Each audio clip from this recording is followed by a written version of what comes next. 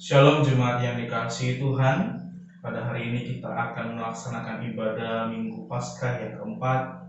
Namun sebelum kita memulai beribadah kepada Tuhan, bersama-sama kita berdoa. Tuhan kami Yesus Kristus, kembali kami menghadap hadirat-Mu yang kudus, membawa seluruh tubuh dan jiwa kami Tuhan dalam tangan pengasihan-Mu. Kiranya Engkau layakkan untuk dapat beribadah kepada-Mu ya Tuhan. Berkati setiap kami masing-masing satu dengan yang lain, sehingga peribadatan ini ya Tuhan boleh menjadi perkenanan bagi hati-Mu dan boleh menjadi pembaharuan dalam kehidupan kami. Terima kasih Tuhan kami Yesus Kristus, kami sudah berdoa. Amin. Sebelum kita memulai peribadahan ini, bersama kita naikkan pujian dari Kidung Jemaat 169, baitnya yang pertama hingga yang ketiga, Memandang Salib Rajaku.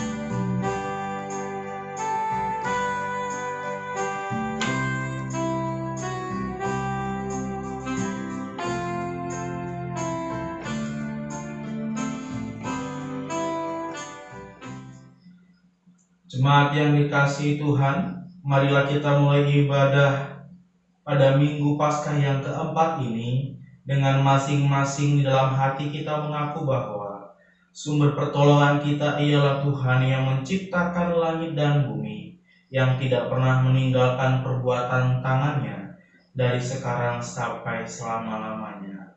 Amin.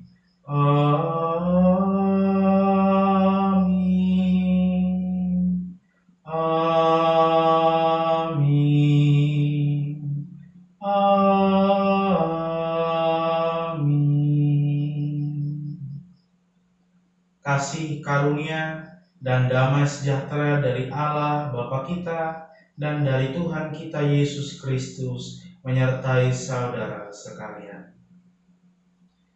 Nas pembimbing kita terambil dari Injil Lukas pasalnya yang ke-9 ayatnya yang ke-24. Demikianlah firman, karena barang siapa mau menyelamatkan nyawanya, ia akan kehilangan nyawanya.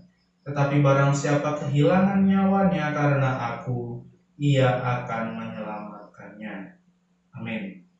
Bersama kita menyambut nas pembimbing ini dengan menaikkan pujian dari Kidung Jemaat 416, bait yang pertama hingga yang ketiga, Tersembunyi Ujung Jalan.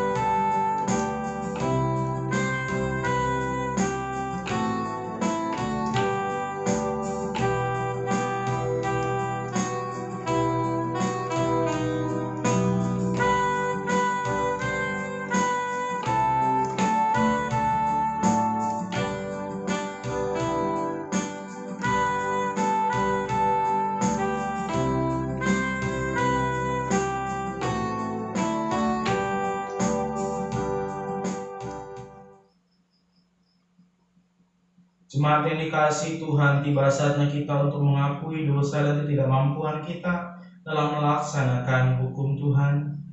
Kasihilah Tuhan Allahmu dengan segenap hatimu, dan dengan segenap jiwamu, dan dengan segenap akal budimu. Dan kasihilah sesamamu manusia seperti dirimu sendiri. Demikianlah hukum kasih yang Tuhan berikan, agar kita dapat menjaga anugerah keselamatan dari Tuhan. Tuhan, sebagai gereja Tuhan, kami rindu senantiasa memancarkan kasih Tuhan kepada sesama ciptaan, sehingga kami dapat menikmati kebahagiaan hidup yang sejati. Kami rindu memelihara kasih-Mu dengan membangun perdamaian, keadilan, dan keutuhan ciptaan. Kami rindu menjalankan hukum kasih, sehingga damai sejahtera dari Allah dapat dirasakan oleh sahabat dan semua orang. Tuhan, mampukanlah kami untuk menyambut anugerah dan mewujudkan panggilan hidup dalam damai sejahtera-Mu. Amin. Bersama kita menerima berita anugerah yang terambil dari 2 Korintus pasalnya yang ke-5, ayatnya yang ke-19 hingga yang ke-21. Demikianlah firman. Sebab Allah mendamaikan dunia dengan dirinya oleh Kristus dengan tidak memperhitungkan pelanggaran mereka. Ia telah mempercayakan berita pendamaian itu kepada kami. Jadi, kami ini adalah utusan-utusan Kristus, seakan-akan Allah menasihati kamu dengan perantaraan kami. Dalam nama Kristus, kami meminta kepadamu, berilah dirimu didamaikan dengan Allah. Dia yang tidak mengenal dosa telah dibuatnya menjadi dosa karena kita, supaya dalam Dia kita dibenarkan oleh Allah. Bertolong-tolonglah menjaga anugerah Allah, demikianlah kita akan memenuhi hukum Kristus. Amin. Mari kita responi berita anugerah yang sekaligus menghantar kita kepada pembacaan firman. Kita naikkan pujian dari pelengkap Kidung Jemaat nomor 190, baiknya yang pertama hingga yang ketiga, sampai kapan engkau mengeluh.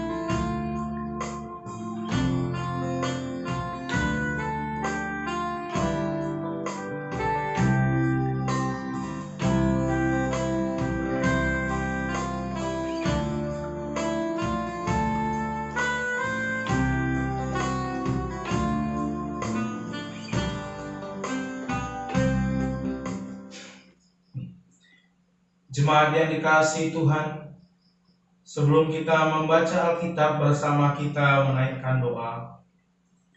Ya Bapa, segala tulisan yang Engkau ilhamkan ialah firman yang bermanfaat untuk mengajar kami, untuk menyatakan kesalahan-kesalahan kami, untuk memperbaiki kelakuan kami, dan untuk mendidik kami dalam kebenaran Yesus Kristus. Kiranya Roh Kudus menerangi batin kami dan menjadikan kami pelaku-pelaku firman yang sejati. Amin. Pembacaan Alkitab kita pada Minggu Paskah yang keempat terambil dari 1 Petrus pasalnya yang kedua, ayatnya yang ke-19 hingga yang ke-25. 1 Petrus pasalnya yang kedua, ayatnya yang ke-19 hingga yang ke-25, demikianlah firman. Sebab adalah kasih karunia, jika seorang karena sadar akan kehendak Allah menanggung penderitaan yang tidak harus ia tanggung. Sebab dapatkah disebut pujian jika kamu menderita pukulan karena kamu berbuat dosa? Tetapi jika kamu berbuat baik, dan karena itu kamu harus menderita, maka itu adalah kasih karunia pada Allah. Sebab untuk itulah kamu dipanggil, karena Kristus pun telah menderita untuk kamu, dan telah meninggalkan teladan bagimu, supaya kamu mengikuti jejaknya. Ia tidak berbuat dosa, dan tipu tidak ada dalam mulutnya. Ketika ia dicaci maki, ia tidak balas dengan mencaci maki. Ketika ia menderita, ia tidak mengancam, tetapi ia menyerahkannya kepada Dia yang menghakimi dengan adil. Ia sendiri telah memikul dosa kita dalam tubuhnya di kayu salib, supaya kita yang telah mati terhadap dosa hidup untuk kebenaran. Oleh bilur-bilurnya kamu telah sembuh. Sebab dahulu kamu sesat seperti domba, tetapi sekarang kamu telah kembali kepada Gembala dan Pemelihara jiwamu. Berbahagia setiap kita yang mendengarkan kebenaran firman dan melakukannya dalam kehidupan kita hari lepas hari. Sabdamu abadi.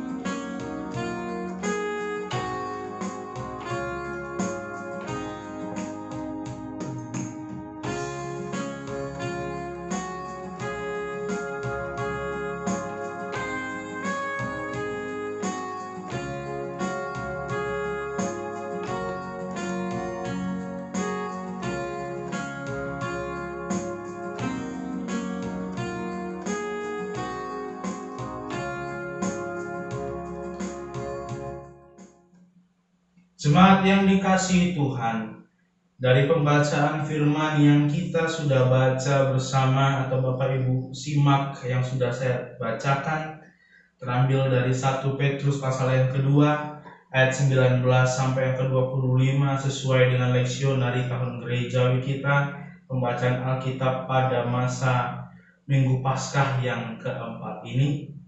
Penderitaan Kristus sebagai teladan sudah diberikan oleh LAI sebagai judul perikop. Penderitaan adalah satu hal yang tidak bisa dihindari oleh setiap makhluk hidup yang ada di muka bumi ini. Artinya, Bapak, Ibu, dan saya sebagai manusia, tumbuh-tumbuhan, dan binatang, atau kita singkat mereka dengan alam semesta, itu juga merasakan penderitaan. Tidak ada satupun makhluk yang masih hidup yang tidak merasakan penderitaan. Tapi kemudian yang menjadi hal yang unik dalam pembacaan Alkitab kita pada hari ini, Petrus menuliskan di dalam suratnya bahwa seseorang yang menanggung penderitaan dipandang sebagai kasih karunia pada Allah. Seseorang yang menanggung penderitaan dipandang sebagai kasih karunia kepada Allah. Penderitaan tentu menyebabkan banyak sekali kesusahan. Menderita oleh karena kesusahan yang terjadi dalam kehidupan kita. Apa dampaknya? Seringkali justru kita mengeluh. Seringkali justru kita menggerutu atau bahkan marah, baik kepada menyalahkan orang lain yang ada di sekitar kita, atau sampai-sampai kita mau marah kepada Allah sekalipun. Ini menandakan bahwa penderitaan itu adalah hal yang tidak menyenangkan. Tetapi justru di sini disampaikan bahwa itu adalah kasih karunia. Setiap orang Kristen memandang penderitaan sebagai kasih karunia. Tentu penderitaan itu banyak macamnya. Jadi tidak serta-merta penderitaan itu semuanya bisa kita sebut sebagai kasih karunia. Penderitaan itu banyak macamnya, banyak macam penyebabnya.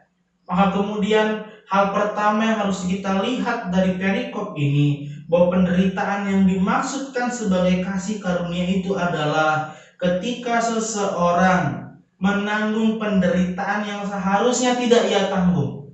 Apa maksudnya? Dari ayat yang ke-19 ini disampaikan oleh Petrus dengan suatu pertanyaan retoris pada ayat yang ke-20. Sebab dapatkah disebut pujian jika kamu menderita pukulan karena kamu berbuat dosa? Apa maksudnya? Penderitaan yang disebut dengan kasih karunia pada Allah adalah penderitaan yang bukan berlatar belakang dari kesalahan atau pelanggaran yang kita lakukan. Bukan berlatar belakang dari dosa oleh karena ketidakmampuan kita melaksanakan kebenaran. Saya berikan gambar. Akhir-akhir ini di masa pandemi ini Bapak Ibu, saya sering menonton YouTube sebagai hiburan. Menonton penangkapan-penangkapan penjahat, penangkapan-penangkapan pelaku curanmor, pelaku pencurian ayam, menonton penangkapan pengedar pemakai narkoba yang kemudian banyak juga yang ditangkap warga, dipukuli dan lain sebagainya. Di dalam video yang saya tonton itu seringkali saya menemukan mereka melihat penderitaan yang mereka alami sebagai cobaan dari Allah. Mereka melihat bahwa ya mungkin saya sedang dicobai oleh Allah. Oh demi Allah Pak, demi Allah. Oh sumpah Pak, sumpah. Oh ya ampun. Mereka menggunakan nama Allah secara enteng sekali dari mulut mereka ketika mereka mengalami penderitaan. Apakah penderitaan yang mereka alami adalah penderitaan yang dimaksudkan dalam Alkitab sebagai yang disebut dengan kasih karunia? Tentu tidak. Mereka mencuri, digebukin orang. Mereka memakai narkoba, kabur, ditembak polisi, kesakitan. Semua itu berlatar belakang dari tindak kejahatan yang dilakukan oleh manusia. Dan memang sudah seharusnya upah dari kejahatan mereka adalah sebuah penderitaan. Sementara yang disebut di sini sebagai kasih karunia adalah satu penderitaan yang kita tanggung, padahal seharusnya tidak kita tanggung.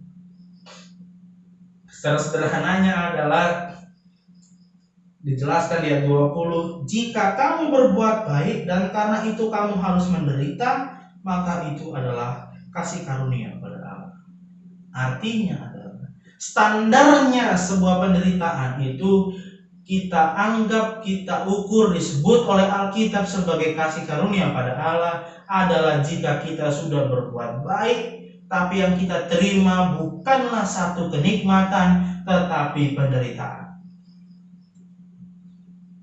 Maka itulah yang disebut dengan penderitaan sebagai kasih karunia Allah. Karena kemudian kita menjadi sakit padahal kita sudah berbuat baik. Peribahasa bahasa Indonesia yang terkenal, air susu dibalas air tuba. Yang baik itu dibalas dengan yang tidak baik. Seringkali manusia pada umumnya ketika dia berbuat baik, Dia mengharapkan untuk menerima yang baik.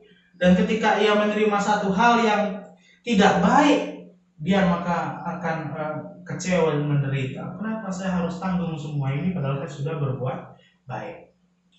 Jadi yang pertama yang kita pelajari adalah penderitaan yang macam apa yang disebut sebagai kasih karunia pada Allah. Yaitu penderitaan yang lahir atau muncul bukan karena dosa, tetapi karena kita melakukan kehendak Allah. Tapi yang kita peroleh adalah hal yang tidak baik, hal yang tidak mengenakan kita. Lalu kemudian yang kedua yang bisa kita bahas di sini adalah lalu bagaimana respon kita terhadap penderitaan yang seperti itu? Bagaimana cara kita meresponi satu hal yang tidak baik yang datang pada kita, padahal kita sudah berbuat baik? Bagaimana cara kita meresponinya? Cara kita meresponinya adalah kita memandang Kristus sebagai teladan. Dituliskan di sini bahwa kita kemudian adalah orang-orang yang dipanggil oleh Allah justru untuk melakukan kebaikan sekalipun kita harus menderita. Ayat 21 ya. Kenapa? Karena yang kita ikuti, yang kita teladani, orang Kristen teladannya siapa? Orang Kristen yang kita ikuti siapa? Kristus. Yang kita teladani datang ke tengah-tengah dunia ini, memberikan dirinya menderita demi satu tujuan, yaitu keselamatan umat manusia. Dan itu menjadi teladan bagi kita, menjadi inspirasi bagi kita. Bahwa kita memandang Kristus, oh, dia yang adalah juru selamatku saja, mengabaikan dirinya, menanggung penderitaan untukku dan semua manusia. Maka apa yang kutanggung saat ini, yang kutanggung penderitaan yang tidak mengenakan saat ini, tidak akan menyurutkanku untuk terus berbuat baik. Yesus mengajak orang Kristen menjadi orang Kristen yang tangguh, bukan orang Kristen yang cengeng. Sebutan Bapa kepada Allah bukan sebutan cengeng-cengengan. Pak, permen, Pak, aku dipukul si itu, Pak, aku diganggu si itu, Pak, bukan begitu. Sebutan manusia Kristen kepada Allah sebagai Bapa adalah bentuk komitmen bahwa aku adalah anak kebanggaanmu yang akan mengerjakan semua kehendakmu, yang akan membuatmu bangga, yang kemudian mau mengerjakan agar kemudian kehendakmu nyata di tengah-tengah dunia ini. Jadi bukan sebutan cengeng-cengeng. Meskipun gak apa-apa nangis sama Tuhan, tapi setelah menangis, ada penguatan yang kita pakai untuk teguh dalam iman, mengerjakan segala kebaikan, sekalipun yang dibalas kepada kita adalah hal yang tidak baik.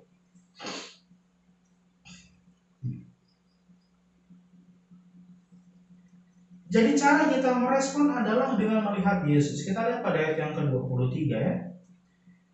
Ketika Yesus dicaci maki, ia tidak balas dengan caci maki.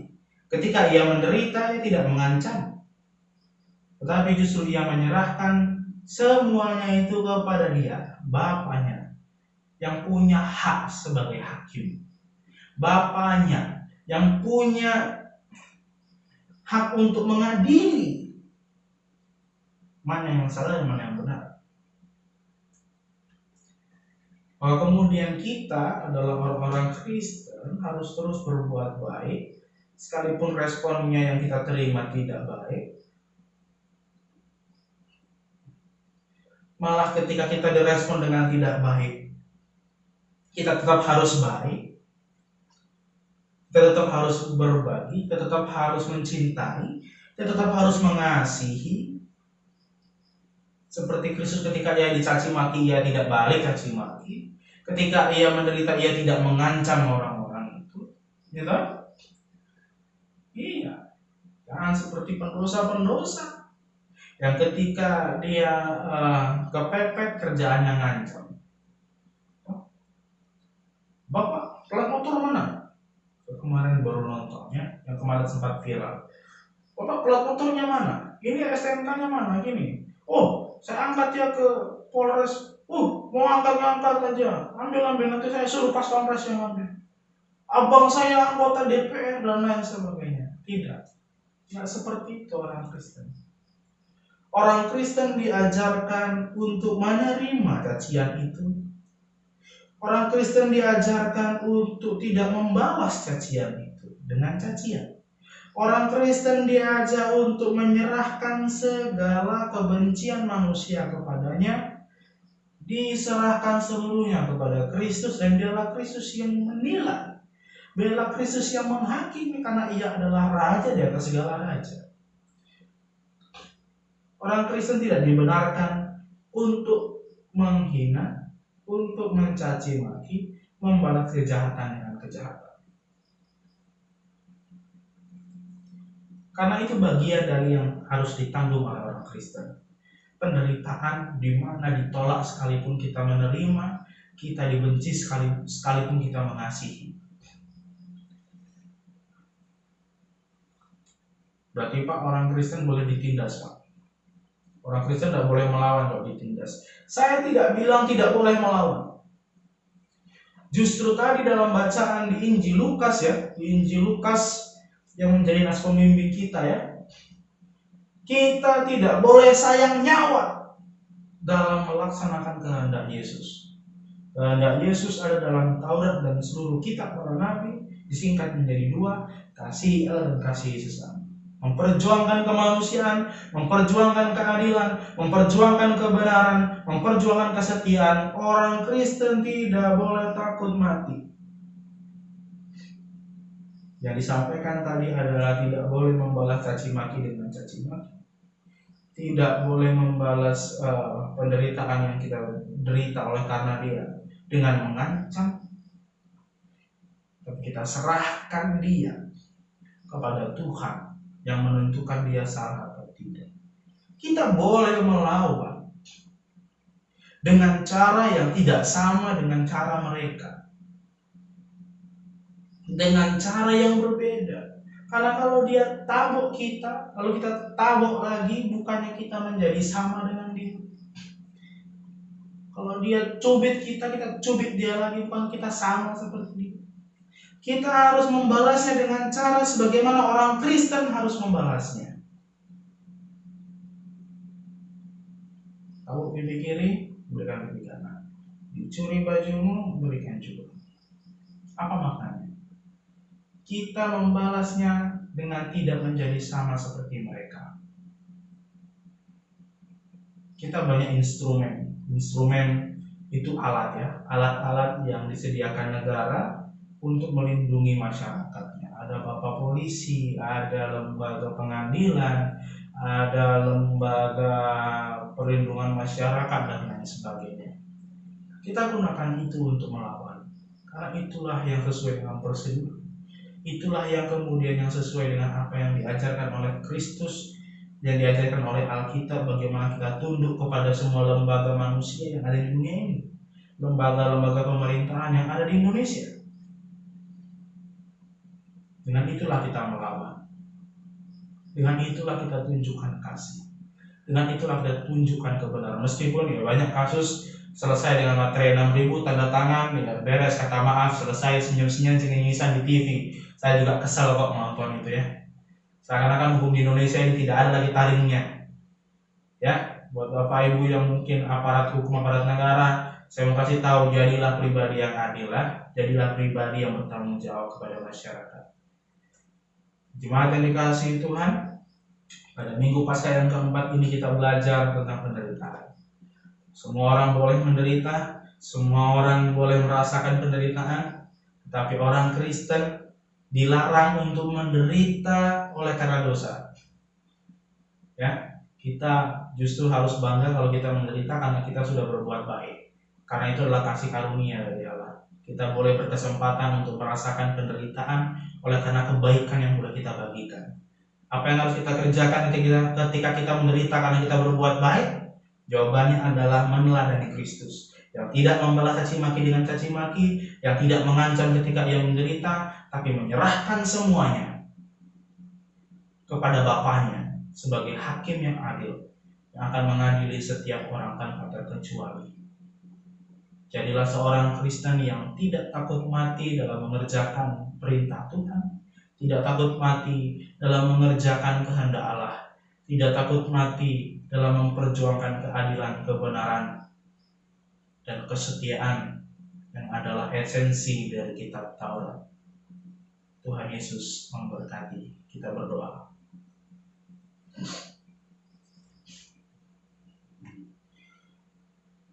Tuhan kami Yesus Kristus, terpuji nama-Mu pada hari ini Tuhan. Kami dikuatkan kembali dengan kebenaran firman yang mengajar kami bahwa kami seharusnya bersyukur dan bersukacita ketika kami boleh menderita di dalam nama-Mu ya Tuhan. Kami tahu itu sulit karena dari dalam diri kami seringkali kami justru lebih banyak mengeluh, lebih banyak menggerutu, lebih banyak menyalahkan orang lain, lebih banyak membalaskan penderitaan yang telah terjadi dalam kehidupan kami. Tapi hari ini kami belajar sebagai seorang Kristen, kami harus rela menerima kerugian ketika kami sudah berbagi kepada sesama kami. Kami harus rela untuk dibenci, sekalipun kami sudah rela mengasihi saudara kami. Kami harus rela bersusah diri, sekalipun kami terus mau membagi kasih kepada saudara-saudara kami. Ajar kami Tuhan menjadi pengikut-Mu yang setia, yang meneladani Engkau, yang tidak mau membalas kejahatan dengan kejahatan, tapi terus menabur kasih kepada setiap insan manusia yang ada di sekitar kami. Terima kasih Tuhan Yesus. Doa kami ini kami serahkan kepadamu, Bapa yang sudah mengajar kami untuk berdoa. Bapa kami yang di sorga, dikuduskanlah nama-Mu, datanglah kerajaan-Mu, jadilah kehendak-Mu di bumi seperti di sorga. Berikanlah kami pada hari ini makanan kami yang secukupnya, dan ampunilah kami akan kesalahan kami, seperti kami juga mengampuni orang yang bersalah kepada kami. Dan janganlah membawa kami ke dalam pencobaan, tetapi lepaskanlah kami daripada yang jahat. Karena Engkaulah yang mempunyai kerajaan dan kuasa dan kemuliaan sampai selama-lamanya. Amin. Bersama kita ikrarkan pengakuan iman rasuli. Aku percaya kepada Allah Bapa yang Maha Kuasa, Khalik langit dan bumi, dan kepada Yesus Kristus anaknya yang tunggal Tuhan kita, yang dikandung daripada Roh Kudus, lahir dari anak darah Maria, yang menderita di bawah pemerintahan Pontius Pilatus, disalibkan, mati dan dikuburkan, turun ke dalam kerajaan maut. Pada hari yang ketiga bangkit pula dari antara orang mati, naik ke sorga, duduk di sebelah kanan Allah, Bapa yang Maha Kuasa, dan akan datang dari sana untuk menghakimi orang yang hidup dan mati. Aku percaya kepada Roh Kudus, gereja yang kudus dan am, persekutuan orang kudus, pengampunan dosa, kebangkitan orang mati, dan hidup yang kekal. Bertolong-tolonglah untuk menghadirkan damai sejahtera Allah dalam kehidupan ini, dan terimalah berkat Tuhan. Tuhan memberkati engkau dan melindungi engkau. Tuhan menyinari engkau dengan wajah-Nya dan memberi engkau kasih karunia. Tuhan menghadapkan wajah-Nya kepadamu dan memberi engkau damai sejahtera. Amin. Amin. Amin. Amin. Mengakhiri ibadah kita naikkan pujian dari Kidung Jemaat 457, baiknya yang pertama hingga yang kedua, Ya Tuhan tiap jam.